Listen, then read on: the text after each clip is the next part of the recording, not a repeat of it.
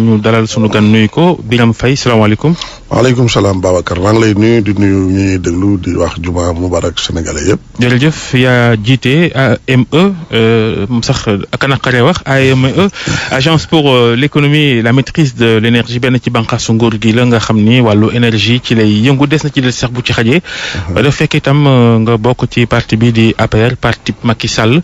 mi nga xam ni mbër la ci élection yi ñu dëgmal fan yi nag li yëngal dëkk bi mooy tuumalante diw def na diw deful coowal 94 milliards ñu toog démb ak bërki démb dégg ay tuuma itam jógee mel ni ci yéen dal ci kuñ naan Ousmane Sonko moom it mu bëgg réew mi ne dafa am xaalis bu mu jot lu toll 100 millions bawoo ko ci benn société bu bëggoon ñu jox ko mu xool pétrole Sénégal bi jotu ca mu ngemb Ousmane Sonko jox ko xaalis 100 millions ci benn pàcc bu njëkk bi ngir mu wax ci wàllu pétrole Sénégal ni mu jaaduwul ci niñ ko yoree tuuma yooyu yu wér la wala yëfu politique la. tuuma yooyu yu wër la gu yëfu politique la je pense que du man maay wax lu wër la wala lu wërul jox nañ fi pour atte de toute façon Ousmane Sonko homme politique la jox nañ ko cër bon doon na député grâce au plus fort reste loolu dëgg la fonctionnaire bu mag la aussi Sénégal jàll na état bu parrainage bi aussi mais tuuma bi nga mu jeex dafa ñoo fekk fi ay tuuma yu bari am na tuuma démb bu génne ci presse bi benn journaliste bu spécialisé wu ci wàllu pétrole bu nekk Londres je pense journal bu nekk Ghana moo ko génnee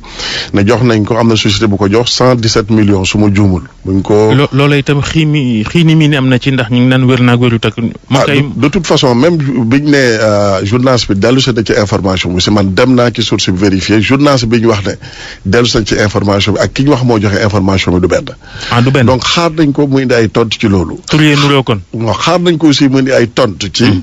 tuuba yi ma jàmbal teg ci ko am parce que am na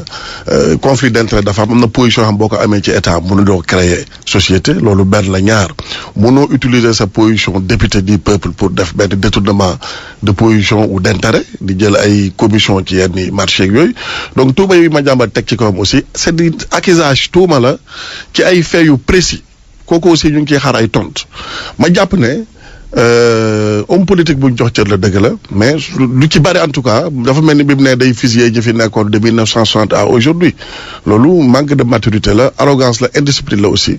Babacar mënoo nekk fii di fi liggéey génn ci biti di attaquer kër nga xam ci nga bokk loolu amul fenn loolu c'est une règle universelle ci wàllu maanaam gestion ak ni ñu yore kër loolu mënoo nekk je pense que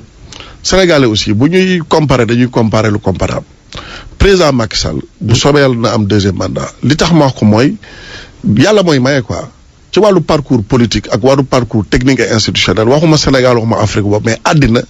jafe na homme politique wala candidat à une consultation électorale présidentielle bu yàlla may li mu may président. mais bu ñu delluwaatee ci li nga xamante ne moo di mbirum Ousmane Sonko yu ni mel yow nee nga sànq yenn saa yi dañuy naan moom mooy fusillé yéen xëy na da ngeen di tontu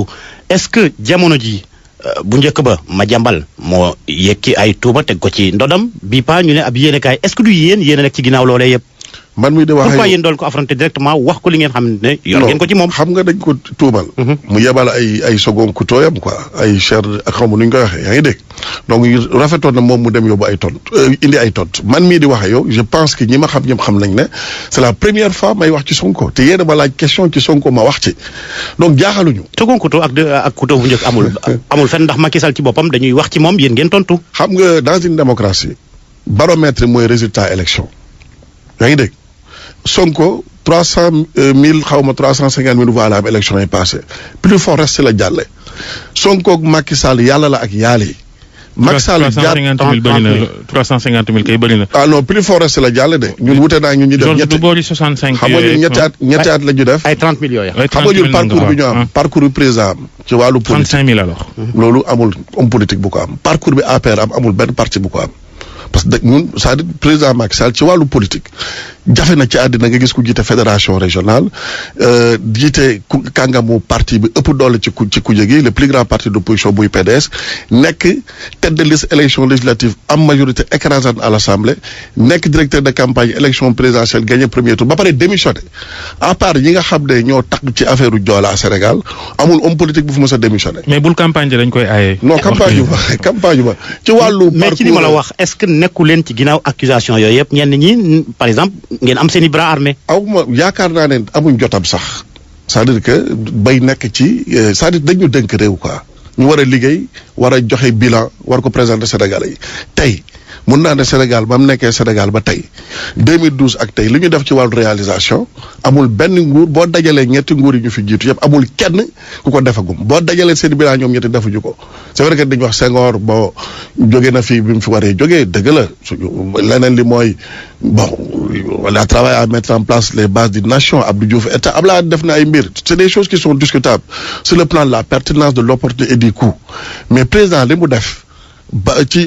plan Sénégal émergent amul benn nguur gu ko fi defagum boo dajalee bilan ñetti nguur yi weesu defuñu ko ci pàcc yëpp ci wàllu croissance économique dans tous les secteurs de la vie socio-économique amul domaine booy jël te defuñ ci ay jéego yu Sénégal yi mën a teg seen bët donc ku ñu dénk réew ngay liggéey je pense que amoo jotu topp opposant boo xam ne. mais loolu yëpp est-ce que yéen yàqu ko chaque fois ñuy tudd ay mbirum luubal 94 milliards a ngi nii mbirum Prodac a ngi nii te ba léegi dara leeru ca.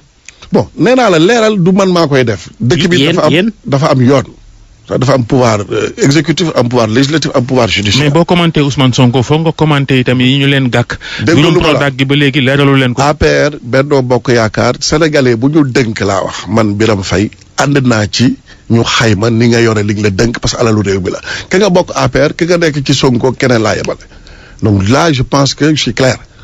yooyu je pense que muy ku nekk ci ñun muy ku nekk feneen ku ñu dënk alalu réew bi war nañ xayma yor gi nga yor alalu réew bi ak foo ko dugal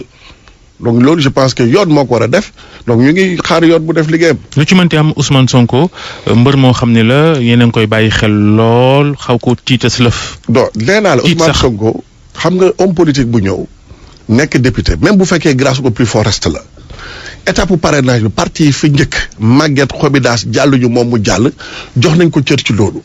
yaa ngi dégg sénégalais la fonctionnaire la maintenant bu loolu passé dama la ne li fi xewagum yëpp ci yoon la lalu. fonctionnaire woon ndax dàq ngeen ko. dàqiñ ko dàq yoon la yow fi nga nekk nii mënoo génn def conférence de presse attaqué kër gi loolu mënul nekk donc su ko defee ci àddina ba mu daj dañ lay dàq loolu la def ñu dàq ko leneen li mooy tuuma yi ñu teg ci kawam amul benn tuuma laa wax boo xam ne indeegum na ci ay leeral.